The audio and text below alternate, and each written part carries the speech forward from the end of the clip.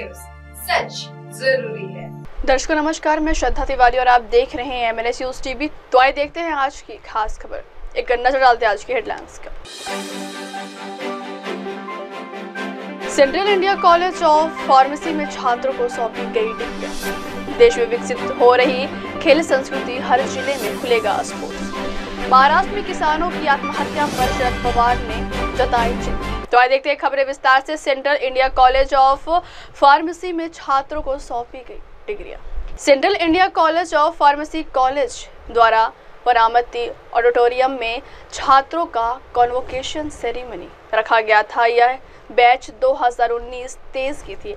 इस प्रोग्राम में माननीय श्री नितिन गडकरी जी को आमंत्रित किया गया था। उनके हाथों से छात्रों को डिग्रियां सौंपी गई। कॉलेज के अध्यापकों का कहना है कि आने वाले समय में नागपुर की मिहान में बहुत सी फार्मेसी की कंपनी खुलने वाली है, जिसके चलते छात्रों को वहां भारी मात्रा में रोजगार मिलने की आशंका है। और कोरोना काल के समय से जो नर्सिंग और मेडिकल के फील्ड को जो प्राधान्य मिला है, उसको देखते हुए यह फील्ड काफ़ी अच्छी मानी जाती है और छात्रों को इसका ज़्यादा से ज़्यादा फायदा होगा। तो आइए जानते हैं।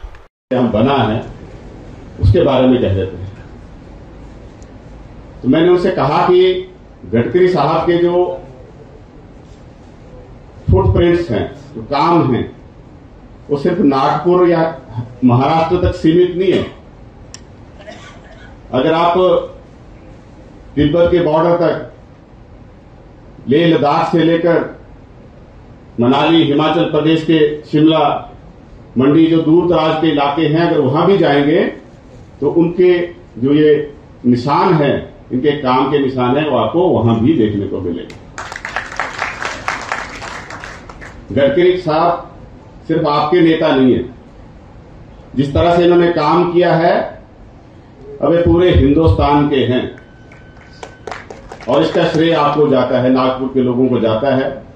आप सौभाग्यशाली हैं, इस तरह के लीडर आपको मिले, हिंदुस्तान को मिले। और मैं ऐसी कामना करता हूं कि हर मंत्री, हर नेता अगर गडकरी साहब की तरह सोचे और काम करे, सिर्फ भाषण ना दे बल्कि इनकी तरह एक एक्शन ओरिएंटेड हो, तब जाके हमारा देश जो है वो विकसित राष्ट्र बनेगा। हर व्यक्ति को फिर आगे बढ़ने का मौका मिलेगा, अच्छी जिंदगी जीने का मौका मिलेगा। मुझे याद है, मैं बहुत साल पहले, करीब 10 साल पहले, हमारे ट्रांसपोर्ट मिनिस्टर होते थे GS बाली जी। उनको भी इनका बड़ा आशीर्वाद रहता था, आज उस दुनिया में नहीं है। उनके साथ में 2 बार आदमी गडकरी जी से मिला और ये इतने उदार दिल हैं कि एक बार लोकसभा के अंदर, क्योंकि ये जिस तरह की सोच रखते हैं, जिस तरह से काम करने में विश्वास रखते हैं, वो भी इन्हीं की तरह के थे। और इन्होंने लोकसभा के अंदर भी एक बार उनका उदाहरण देके जो है वो प्रशंसा की थी। आज पक्ष विपक्ष किसी पार्टी के हों, समाज के किसी सेक्शन के लोग हों, गडकरी जी को अपना आदर्श मानते हैं। और ये जो हाईवेज इन्होंने बनाने का काम शुरू किया है, मेरे अपनी कंस्टिट्यूंसी को जो लिंक करता है चंडीगढ़ से मनाली हाईवे के ऊपर, वो 2013 में शुरू हुआ, लेकिन बीच में जो था वो बंद हो गया था।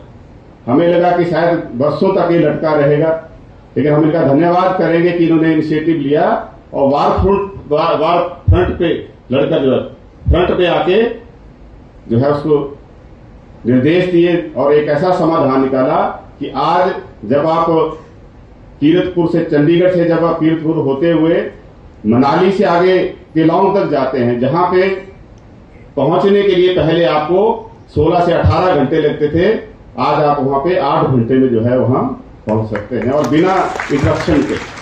पहाड़ों में नहीं तो सिकनेस रहती है, रोड सिकनेस, पहले ऊपर जाओ फिर नीचे आओ। अब इतना बढ़िया रोड बना है सर, आपकी वीडियो आप उसका वीडियो जो था आपके सोशल मीडिया हैंडल पे भी आपने शेयर किया था और मुझे लगता है जितना उसको लाइक किया होगा उतना शायद किसी ने किया। और टनल्स का और ब्रिजेस का ज्यादा से ज्यादा इस्तेमाल हुआ और उसने जहां पे हमारा जो फ्रेजाइल पहाड़ हैं, जहां वहां के पर्यावरण को सुरक्षित रखने का भी काम किया है, वहीं पे जो है लोगों की जो राइडिंग क्वालिटी है वो भी इम्प्रूव हुई है। और अच्छे सड़कों से ना सिर्फ हमें हमारी जर्नी एंजॉयबल होती है, बल्कि ये आर्थिक गतिविधियों को बढ़ाने में बहुत मददगार होता है।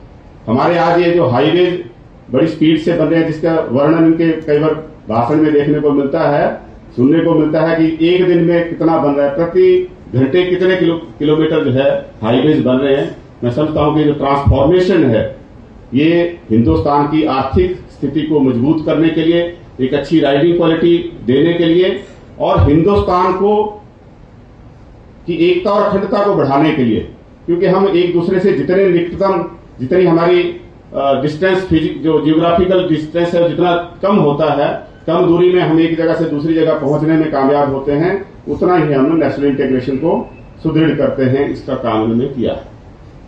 दूसरा जो अनीश भाई ने कहा कि इथेनॉल, इलेक्ट्रिक व्हीकल, ये सारा इनिशिएटिव इन्होंने लिए और मैंने एक बार इनका वीडियो जो था वो मैं देख रहा था, उसमें इन्होंने कहा कि हम एक ऐसे कुछ केमिकल्स और उसमें सीमेंट मिला के जो है कच्ची मिट्टी के भी जो है उसको कंसोलिडेट करके जहां पे पक्के रोड की तरह रोड बन जाएगा। आज हम देख रहे हैं कि मेरी कसौसी के अंदर भी जो एफडीआर टेक्नोलॉजी है उसके तहत जो है 2 रोड बन रहे हैं सर, और बहुत अच्छा काम, क्वालिटी वर्क जो है वो उसके तहत हो रहा है।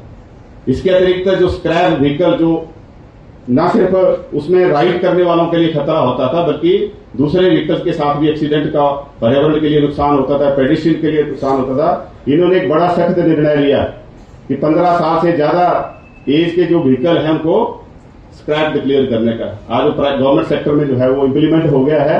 इस तरह के और जो मोटर व्हीकल एक्ट में संशोधन करके जो वायलेटर्स हैं उनको पनिशमेंट देने का और उनको सही तरीके से जो है वो सही रास्ते पर लाने के लिए जिस तरह से कदम उठाए हैं वो काबिल तारीफ हैं।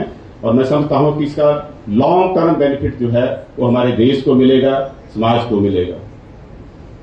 मैं आप इस मौके पर जो बच्चे आज ग्रेजुएट यहाँ पे पास आउट हो रहे हैं, उनसे कहूंगा कि आपकी प्रोफेशनल लाइफ की ये शुरुआत है। अभी तक आपके पेरेंट्स ने आपके लिए बहुत कुछ किया, आप एक प्रोटेक्टिव एनवायरनमेंट में जो था वो पढ़ाई कर रहे थे। अब लाइफ के रियल चैलेंजेस जो हैं वो आपको फेस करने हैं और कई तरह की चुनौतियां आपके सामने आएंगी। आप उन चुनौतियों का डटकर मुकाबला करें। सबसे बड़ी बात है कि आपके अंदर आत्मविश्वास होना चाहिए और अपने काम के प्रति जो है वो सिंसियरिटी होनी चाहिए, ईमानदारी होनी चाहिए। अपना काम जब आप अपनी पूरी इंटेग्रिटी के साथ करेंगे, सही तरीके से करेंगे, क्योंकि कई तरह के एनवायरमेंट्स भी कई जीवन में आती हैं, उससे ऊपर उठते हुए अपना सेल्फ इंटरेस्ट ना देखते हुए पूरे समाज का इंटरेस्ट आप देख के काम करेंगे तो निश्चित तौर पे आपके प्रोफेशन को वो बड़ी ऊंचाइयों पे ले जाएगा और आपके कॉलेज का भी नाम रोशन करेगा और आपके माता पिता का भी नाम उसमें रोशन होगा। आप चाहे वो मैन्युफैक्चरिंग सेक्टर में जाएं, आज फार्मा इंडस्ट्री में बहुत अच्छे फार्मासिस्ट की जरूरत है, जहां क्वालिटी एश्योरेंस से लेकर आपका जो उसका पूरा मैन्युफैक्चरिंग चैनल है उसको स्मूथ करने के लिए अपना योगदान देना है। चाहे वो रिसर्च में जाएं, उसके लिए आपको ड्रग डिस्कवरी के ऊपर जाना है। आज हिंदुस्तान के अंदर बहुत कम ऐसी ड्रग्स हैं जिनका पेटेंट हिंदुस्तानियों के नाम से है। आज हमने जेनेरिक जो मेडिसिन है उसके ऊपर तो बहुत अचीवमेंट्स हमारी हैं, लेकिन जो ओरिजिनल डिस्कवरीज हैं उसके ऊपर बहुत ज्यादा काम करने की जरूरत है और आप जो हमारी भावी पीढ़ी है, आप लोग इस काम को अच्छे से करेंगे, ऐसी हम कामना करते हैं। आप अगर गवर्नमेंट सेक्टर में जाएं, हायर एजुकेशन में जाएं या फिर अपना कोई एंटरप्राइज स्टार्ट करें, उसके लिए हम आप सबको शुभकामनाएं देता हूं। मैं इस अवसर पर आपके टीचर्स का भी धन्यवाद करूंगा जिन्होंने बड़ा मेहनत करके आपकी लाइफ को ट्रांसफॉर्म करने का जो अपना बहुत बड़ा योगदान दिया है।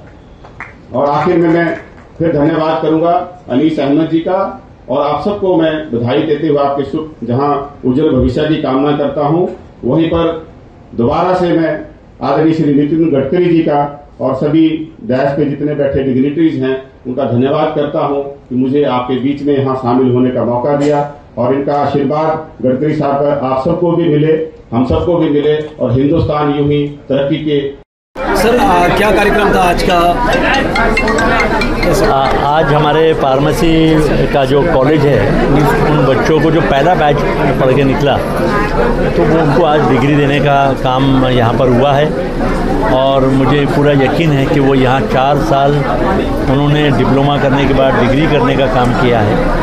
तो ये बच्चे का भविष्य, यहाँ पर एक नया भविष्य आएगा। अब हमारे मिहान में फार्मास्यूटिकल कंपनीज बहुत सारे आने वाली है, तो हमें बहुत उम्मीद है कि ये हमारे भी फार्मेसी के बच्चे जो जिन्हें डिग्री मिली है उन्हें नागपुर में ही रोज़गार मिलेगा और वो और आगे बढ़ेंगे और वो कंपनी के माध्यम से देश के लिए अच्छा काम करेंगे और देश को और आगे लेके जाएंगे। तो आज फार्मेसी के अंदर में कोविड आने के बाद में फार्मेसी का जो इम्पोर्टेंस बढ़ा है, नर्सिंग का जो इम्पोर्टेंस बढ़ा है, वो शायद पहले कभी नहीं बढ़ा था। इतना इम्पोर्टेंस आज बढ़ा हुआ है और फार्मेसी की फील्ड में और नर्सिंग की फील्ड में लोग इसको मानते हैं और लोग ज़्यादा से ज़्यादा फार्मेसी करना चाहते हैं। कितने बच्चों को डिग्री दी गई है? आज लगभग 60 बच्चों को हमने यहाँ डिग्री देने का काम किया है और लगभग आज तक सेंट्रल इंडिया ने 10,000 बच्चों को पढ़ाने का काम किया है। 10,000 बच्चे, जिसमें से 1,500 टीचर्स हमारे बने हैं। कम से कम 2,000 हमारे फार्मेसी के बच्चे पढ़ के निकले हैं और 99% बच्चे आज जॉब कर रहे हैं। जैसे कि नितिन गडकरी जी भी आपके प्रोग्राम में आए थे, तो कितना असर पड़ेगा इन बच्चों के दिल और दिमाग पर? देखिए, ये आज गडकरी साहब के साथ में जो उनके हाथ से डिग्री मिली है, तो बच्चे की हौसला अफजाई हुई है, बच्चे को हिम्मत बढ़ी है और ये बच्चे कल जाके पूरी हिम्मत के साथ और आगे काम करेंगे। इनके माँ बाप ने कुछ ज़िंदगी भर मेहनत करके पढ़ाया, डिग्री दिलाया, तो इससे इनका भविष्य बहुत अच्छा बनेगा, ये मेरा पूरा विश्वास है। आगे क्या कहना चाहते हैं उन बच्चों को जो यहाँ से निकलने वाले हैं, जाने वाले हैं? उनको हम अच्छे से अच्छा प्लेसमेंट दिलाने की कोशिश करेंगे और अच्छी जगह इनको रोज़गार दिलाएंगे और जो बच्चे पोस्ट ग्रेजुएशन करना चाहते, पीजी करना चाहते हैं, उनको पोस्ट ग्रेजुएशन कराएंगे। Thank you. अगली खबर, देश में विकसित हो रही खेल संस्कृति, हर जिले में खुलेगा स्पोर्ट्स। केंद्रीय खेल मंत्री मनसुख मंडाविया ने शनिवार को गुजराती के वाइड गुजरात थिंग्स टुडे कार्यक्रम में शिक्षा के साथ साथ खेल पर भी कई सारी बातें की। उन्होंने कहा कि शिक्षा की तरह खेल भी बच्चों के विकास के लिए उतने ही महत्वपूर्ण है। मंडाविया ने कहा कि हमारे देश में खेलों के अवसर बढ़ रहे हैं। भारत में युवाओं की सबसे बड़ी संख्या होने के कारण देश में खेल संस्कृति विकसित हो रही है। उस समय देश में खेलों के प्रति लोगों का नजरिया बदला है। पहले जहां माता पिता अपने बच्चों को सिर्फ पढ़ाई के लिए प्रेरित करते थे, वहीं अब माता पिता अपने बच्चों को पढ़ाई के साथ साथ खेलों में भी भाग लेने के लिए प्रोत्साहित करते हैं। केंद्रीय मंत्री ने कहा कि अब खेलों में भी नौकरियां दी जा रही हैं, इसलिए अब युवाओं को खेल के साथ साथ नौकरियों का भी लाभ मिलेगा और यहीं से उनका आगे का विकास होगा। उन्होंने कहा कि मोदी जी ने विकास पर जोर दिया है, हम एक विकसित देश बन रहे हैं। उन्होंने कहा कि प्रधानमंत्री मोदी ने खेलों के लिए भी एक विजन तय किया है। अनुसंधान, रोजगार और उद्योग के साथ साथ खेल भी उतने ही महत्वपूर्ण है। पीएम मोदी ने 2047 के लिए रोड मैप बनाया, जिसका एक हिस्सा खेल भी है। अगली खबर, महाराष्ट्र में किसानों की आत्महत्या पर शरद पवार ने जताई चिंता। महाराष्ट्र के मराठवाड़ा और विदर्भ में किसानों की आत्महत्या पर चिंता जताई है। साथ ही उन्होंने मोदी सरकार की आलोचना भी की है। उन्होंने कहा कि केंद्र को किसानों की मदद के लिए नीति बनानी चाहिए। बारामती में पत्रकारों से बातचीत करते हुए पवार ने कहा कि मराठवाड़ा और विदर्भ से जो जानकारी मिली है वह चिंताजनक है। हम बाकी जगहों से भी और डाटा कलेक्ट करेंगे। केंद्र को किसानों की मदद के लिए नीति तैयार करनी चाहिए। राज्य सरकार के आंकड़ों के मुताबिक 2024 में महाराष्ट्र में 2635 किसानों ने आत्महत्या की है। शरद पवार का ये बयान उस वक्त आया है जब जयंत पाटिल के अजित पवार की पार्टी में शामिल होने की अटकलें हैं। दरअसल कुछ दिन पहले जयंत ने किसी प्रोग्राम में कहा था कि उनके बारे में कुछ भी निश्चित नहीं है। इसके बाद यह चर्चा तेज हो गई थी कि वह पार्टी छोड़ सकते हैं। जयंत पाटिल ने शुक्रवार को बारामती में कार्यक्रम में शरद पवार से मुलाकात की। इसके बाद उन्होंने कहा कि वह परेशान नहीं है और उनके बयान से गलत मतलब निकाला गया है। शरद पवार ने कहा कि खेती में क्रांति आ रही है और जल्द ही गन्ने की खेती में आर्टिफिशियल इंटेलिजेंस का इस्तेमाल किया जाएगा। अब वक्त हो चला दर्शकों, ब्रेक से लौटने के बाद देखिएगा देश और दुनिया की तमाम बड़ी खबरें। बने रहिए हमारे न्यूज़ टीवी पर। नमस्कार। आप देख रहे हैं एमएनएस न्यूज़।